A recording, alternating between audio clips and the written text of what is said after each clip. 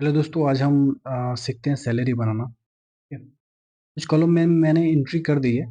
मैं बिल्कुल इससे कंफ्यूज नहीं हुआ, है ना। मैंने क्या लिखा है? Employee ID, employee name, designation, अलग अलग पोस्ट है, बेसिक सैलरी। दोस्तों, जब आप की ज्वाइनिंग होती है किसी भी कंपनी में, तो आपको वहाँ पे बेसिक सैलरी बताया जाता है कि आपकी बेसिक सैलरी इतनी है।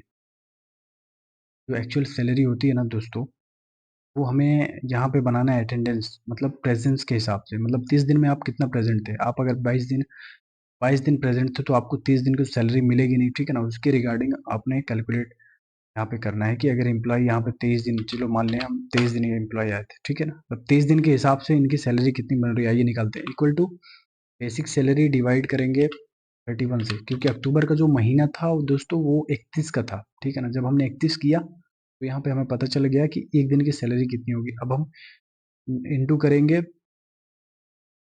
यहाँ अटेंडेंस में, ठीक है। 23 दिन प्रेजेंट थे ना, ये देखिए सैलरी इनकी निकल गई 23 दिन की, ठीक है। यहाँ पे जीरो के बाद जो वैल्यू आ रही है यहाँ पे से हटाते हैं, फिर डबल क्लिक करते हैं। अब देखें, ये जो पवन थे ये 24 दिन आए थे, ठीक है।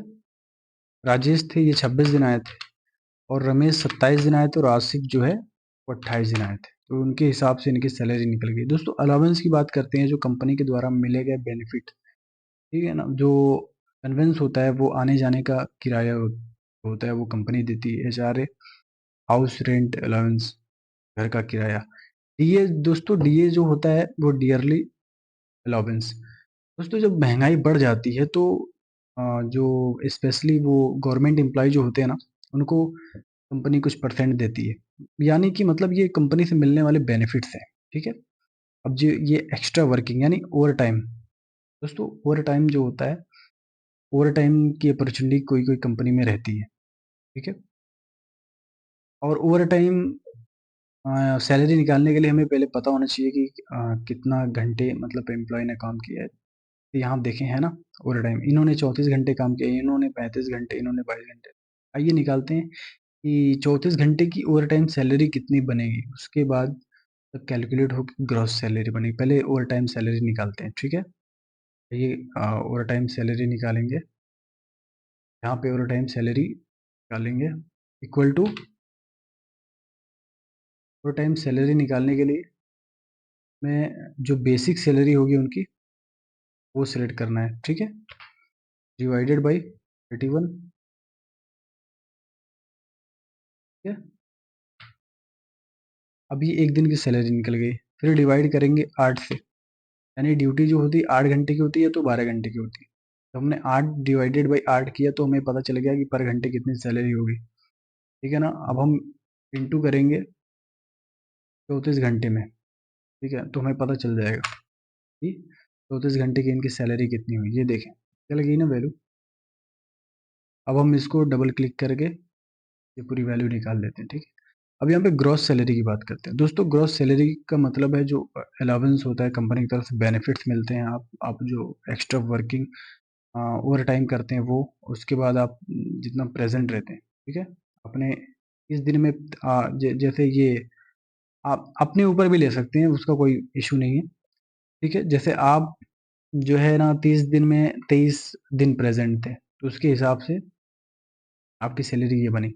तो आइए देखते हैं ग्रॉस सैलरी में क्या क्या कैलकुलेट होता है। इक्वल टू ये हम 30 दिन में हम आए 23 दिन, ठीक है, 23 दिन आए हम। उसके बाद उसको प्लस करेंगे, उसके बाद कन्वेंस हमारा ये तो मिल रहा है ना बेनिफिट्स हमें, तो कंपनी प्रोवाइड कर रही है हमें ये। उसके बाद जो हमने ओवर टाइम किया वो, तो ये देखिए आप पेमेंट हमारी बन गई ग्रॉस सैलरी, ठीक है।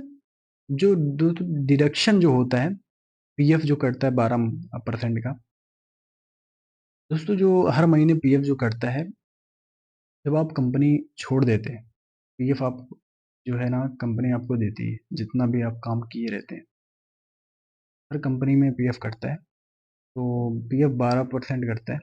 आइए देखते हैं कि जो है पीएफ कितना कट रहा है। पीएफ हमेशा दोस्तों बेसिक सैलरी से कटता है, ये हमेशा याद रखना है, ठीक है। Equal to basic salary into 12 divided by 100, ये हो गया 400, यानी कि 5400 रुपये रहेगा। ठीक है, अभी हम इसको डबल क्लिक करेंगे, पूरी वैल्यू निकल जाएगी। ईएसआई दोस्तों, employee state insurance as a medical insurance. तो आपको या आपकी फैमिली में हेल्थ रिलेटेड कोई इशू क्रिएट हो जाता है, तो उसका जो ट्रीटमेंट होता है वो कंपनी देखती है। ठीक है, तो यानी कि ये जो के लिए जो है कंपनी डिडक्ट करती है कुछ परसेंट, वो 1.75% के हिसाब से हम देखते हैं कितना डिडक्शन। अब ये जो डिडक्शन होगा ये आपकी सैलरी, जो जितने दिन काम किया है आपने उसके जो सैलरी है ना, आपने 23 दिन प्रेजेंट, तो 23 दिन की जो सैलरी बनी उसमें से कटेगा। ठीक है, इंटू 1.75 डिवाइडेड 100, 584 रुपये कट रहा है। ठीक है दोस्तों, आपसे हमने रिमूव कर दिया इसको। अब हम डबल क्लिक करेंगे तो ये पूरी वैल्यू निकल गई।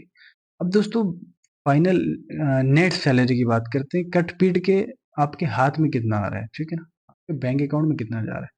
तो जो ग्रॉस सैलरी होती है ना, ग्रॉस सैलरी को जो है आपकी जो ग्रॉस सैलरी पेमेंट है में से आप ये डिडक्शन को माइनस कर दीजिए, आपका ये जो है इन हैंड सैलरी निकल जाएगी। आइए देखते हैं, equal to gross salary minus PF minus ESI share करेंगे तो ये जो है ना, ये सैलरी आपके बैंक अकाउंट में जाती है। ठीक है ना, तो कहते हैं सैलरी शीट। दोस्तों वीडियो अच्छा लगा तो ज़रूर लाइक कीजिएगा। Thank you.